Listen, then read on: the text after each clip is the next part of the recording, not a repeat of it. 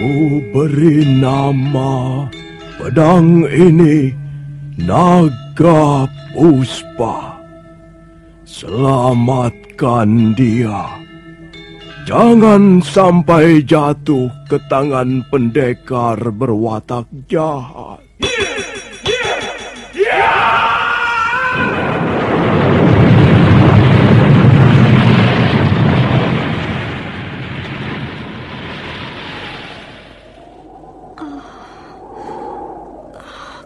Kakang Kamandanu, kau masih juga tidak percaya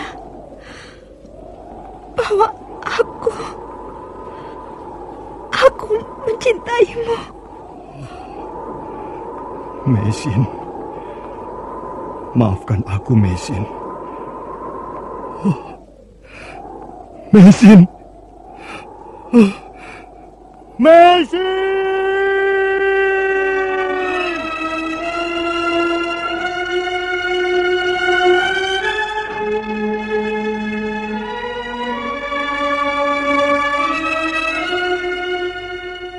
Tutur Tinula.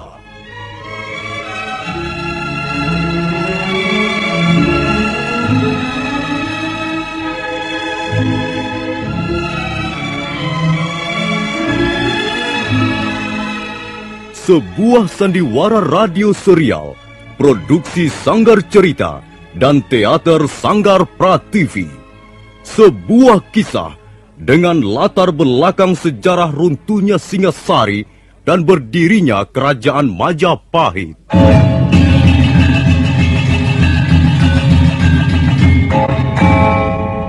Sandiwara ini didukung oleh pemain-pemain radio yang sudah ternama. Ferry Fadli, Ivone Rose, dan Eli Ermawati.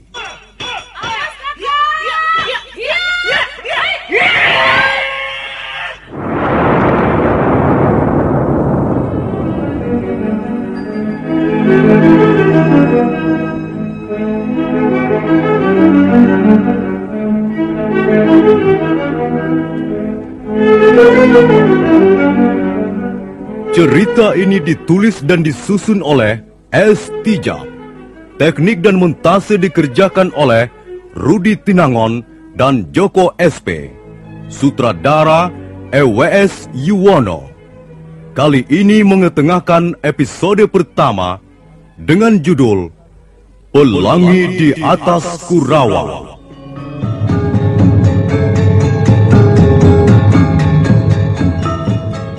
Dalam seri yang kelima ini didukung oleh para pemain Ferry Fadli sebagai Arya Kamandanu, Lili Nur Indasari sebagai Nari Rati, Marlon sebagai Dangdi, dan Nusri pembawa cerita.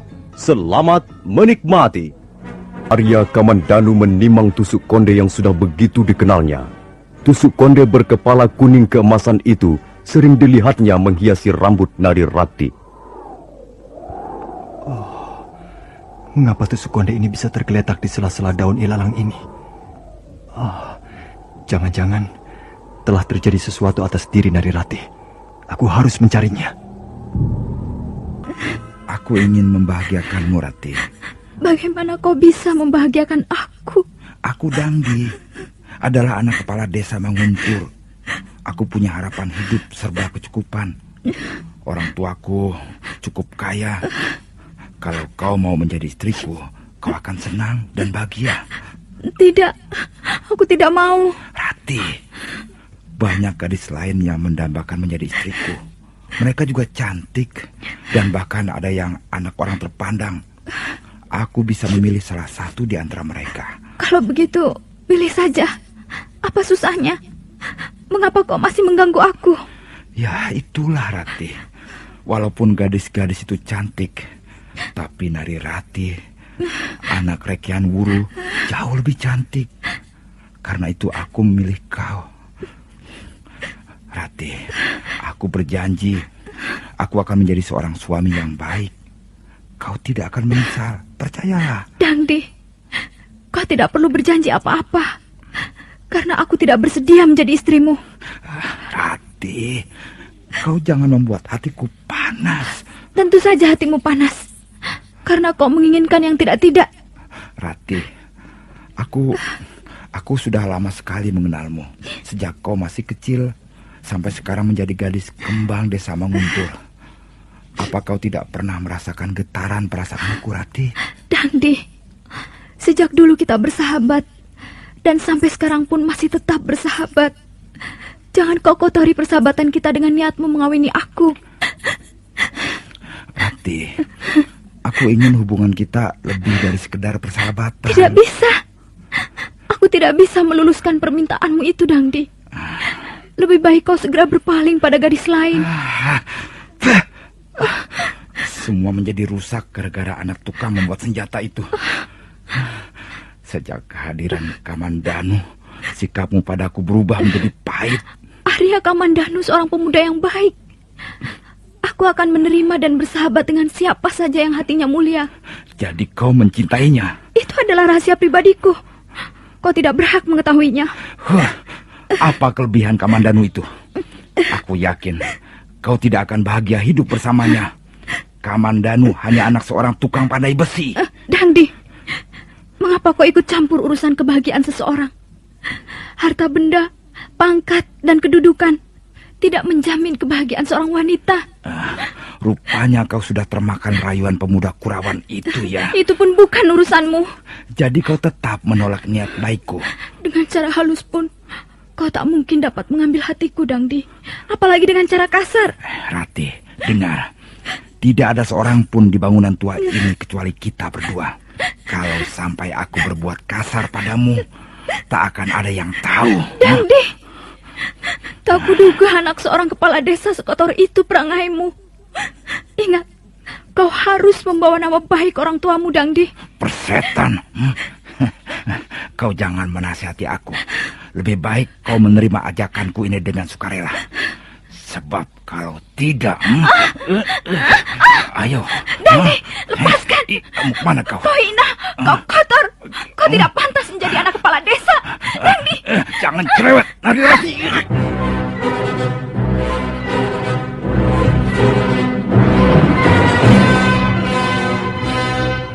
Kalau kau tidak menurut, aku akan membuatmu malu, Narirati. Kau biadab, binatang.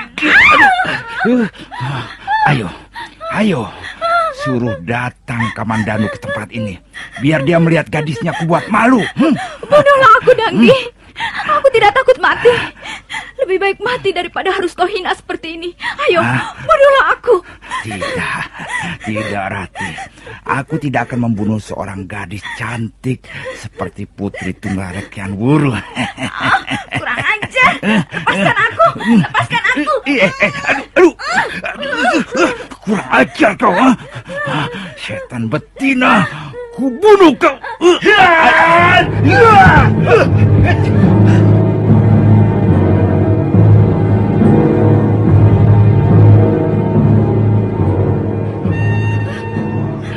Kakak, untuk kau segera datang. Kau tidak apa-apa, Rati. Dia bermaksud tidak senonoh padaku, Kakak. Kebetulan sekali kau datang, Kamandanu. Ayo, mari kita selesaikan persoalan ini secara jantan. Tidak perlu. Mengapa? Kau takut? Kalau takut, aku tidak datang ke tempat ini, Dangdi. Nah, kalau begitu mari kita bertempur untuk memperebutkan gadis itu. Kita sama-sama lelaki. Kita selesaikan secara kesatria. Ayo. Bagaimana kau bisa bersikap kesatria kalau kau membawa lari seorang gadis yang bermaksud tidak senonoh di tempat sepi begini? Cukup. Tutup sajalah mulutmu. Kalau kau takut melawan Dangdi, pulanglah. Dan biarkan Narirati bersamaku di sini. Dan membiarkan kau merusak kehormatannya, menodai kesuciannya. Jangan merasa dirimu paling bersih, Kamandanu. Setidak-tidaknya aku tidak sekotormu, Dangdi. Anak kepala desa Manguntur. Kurang ajar kau.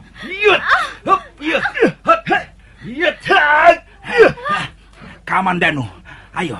Mari kita mencari tempat yang lebih lapang untuk berlaga. Ayo. Aku lebih senang menyelesaikan persoalan ini secara baik, bukan dengan jalan kekerasan. Kau anak kepala desa. Tentunya kau lebih memahami tata krama yang berlaku dalam masyarakat. Jangan malah berbuat liar seperti kambing hutan. Tidak ada cara lain untuk menyelesaikan persoalan ini selain berkelahi. Nah, aku menantangmu, Kamandanu. Ayo keluar. di halaman candi ini lebih leluasa untuk saling menghantam. Kalau itu kemauanmu baik, akan kulayani tantanganmu, Dangdi. Hati-hati Kakang, dia licik, curang. Kau melihat dari kejauhan saja, Rati. Jangan. Kamandanu, bersiaplah. Kau akan segera merasakan kepalan tanganku ini, ha? Awas! Ya!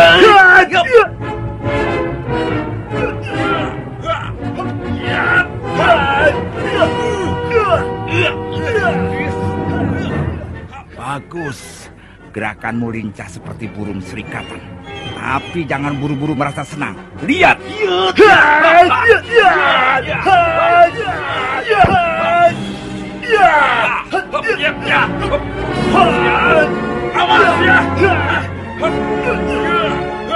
Dangdi menyerang dengan gencar, sementara Arya Kamandanu berusaha melayani lawannya sambil sekali-sekali balas menyerang. Maka demikianlah, halaman Candi Walandit yang kanan kirinya banyak tanaman liar itu menjadi arena pertarungan dua anak muda. Sementara di atas anak tangga candi, seorang gadis melihat jalannya pertarungan sambil sekali waktu menggigit bibirnya yang merah.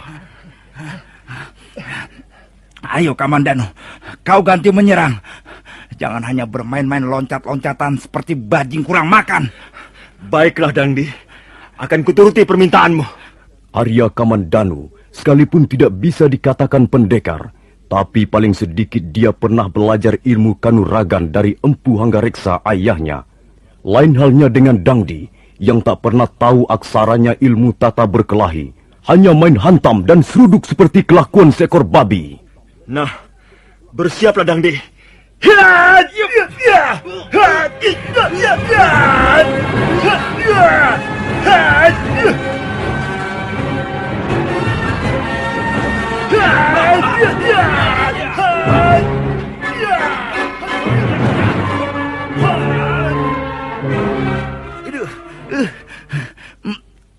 Kau telah memukul pelipisku, Kamandanu. Aduh. Sudahlah, Dangdi. Kita akhiri saja percekcokan kita hingga di sini. Tidak. Kau sudah melukai aku, Kamandanu. Aku harus mengadakan pembalasan. Dangdi! Ayo, Kamandanu. Kita lanjutkan perkelahian kita. Dan sekarang kita gunakan senjata. Sarungkan kembali pedangmu, Dangdi. Mengapa kau sampai menghunus senjata tajam? Ingat, senjata tajam bisa menumpahkan darah. Aku tidak peduli. Darahku atau darahmu yang akan segera tumpah untuk menjadi saksi peristiwa ini. Ayo! Dangdi, jangan memaksa aku bertindak terlalu jauh. Kau pengecut, penakut. Huh? Yut! Yut! Dangdi, kalau kau masih nekat menyerang, jangan salahkan kalau aku sampai membuatmu cedera. Hentikan! Hentikan! Mengapa kalian mau saling membunuh begini? Apakah kalian tidak malu pada orang-orang? Dangdi, apakah kau tidak kasihan melihat orang tuamu? Dia seorang kepala desa yang dihormati. Dia tentu akan terpukul sekali kalau sampai anaknya berbuat onar. Aku tidak akan melupakannya, Kamandanu. Luka di pelipis kiriku ini harus kau bayar kembali. Harus kau bayar lebih mahal. Kau tidak apa-apa, Kakang? Tidak, Rati. Aku tidak apa-apa. Terima kasih atas pertolonganmu, Kakang. Kalau Kakang tidak segera datang, entahlah apa yang akan terjadi atas diriku ini. Sudahlah, lupakan saja. Dangdi sudah pergi dan tidak akan mengganggumu lagi. Dari mana Kakang tahu aku ada di Candi Walandit ini? Kau mengirim pesan melalui Bibi Rongkot? Oh iya, aku menitipkan salam pada pembantumu itu. Aku menunggu di tepi padang ilalang. Baru saja aku duduk, tiba-tiba Dangdi datang menggodaku, lalu memaksaku pergi ke tempat ini, Kakang. Aku juga datang ke tepi padang ilalang. Mendadak aku menemukan tusuk konde ini. Ini tusuk kondeku, Kakang. Mungkin terjatuh waktu Dangdi mengejar aku. Ah, celaka. Rupanya gerimis sudah turun, Rati. Iya, Kakang. Mendung tebal sekali di angkasa. Mari, kita masuk ke ruangan candi. Gerimis makin deras dan angin bertiup kencang.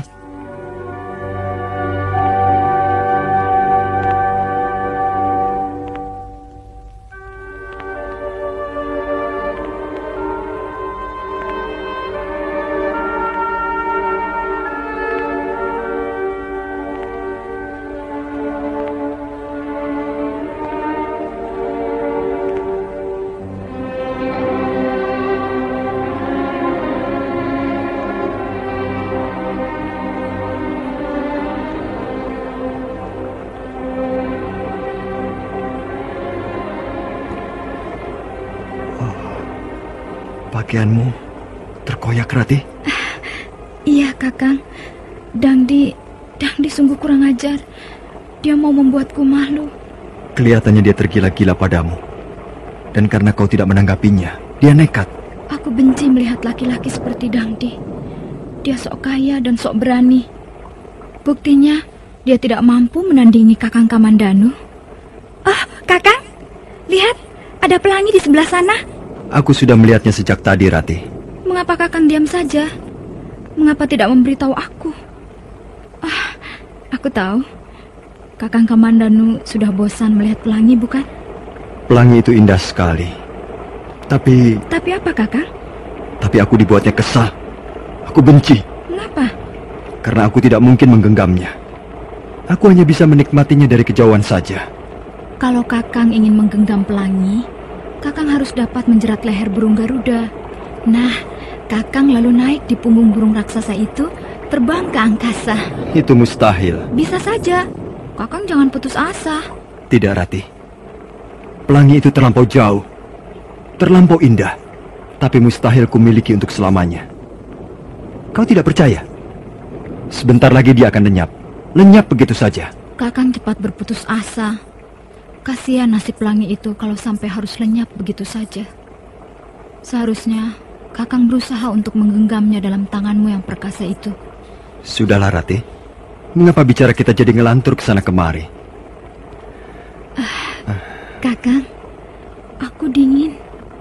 Di situ banyak angin. Pindah saja ke sebelah sana, agak merapat ke dinding batu.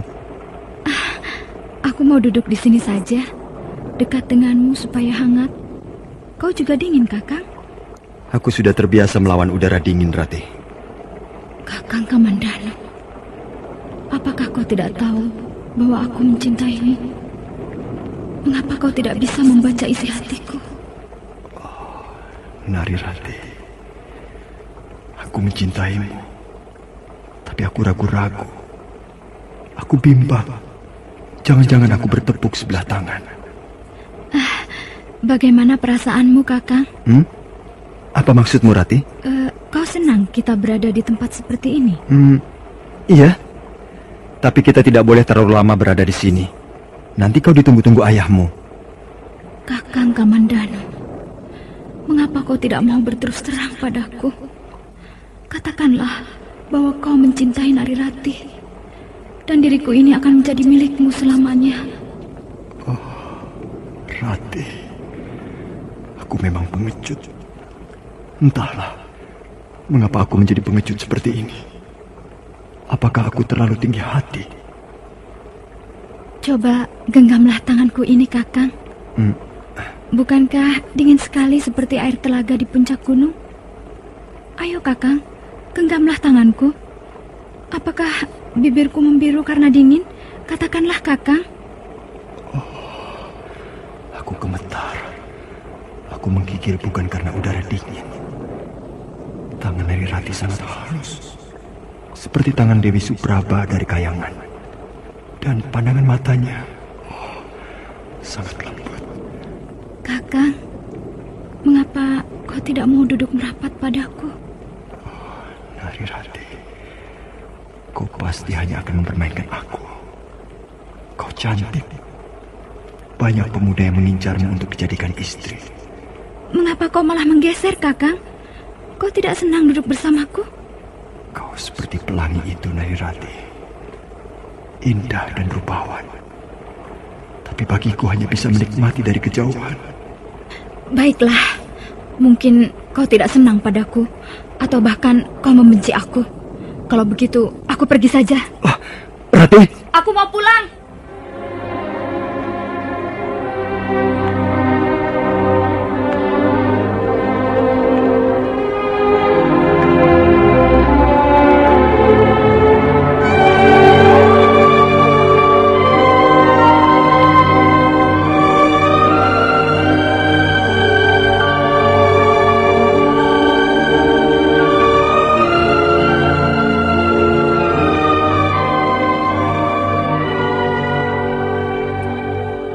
Arya Kamandanu terkejut begitu Narirati mengibaskan tangannya, dan dia lebih terkejut lagi ketika melihat gadis itu melompat ke dalam hujan. Sebentar kemudian, mereka berdua sudah kejar-kejaran dalam cucuran air hujan. Nah, para pendengar sekalian, bagaimana kelanjutan kisah ini? Apakah Narirati benar-benar tersinggung dan marah? Dan bagaimana sikap Arya Kamandanu? Silahkan mencari jawabannya dalam seri berikut. Sampai jumpa.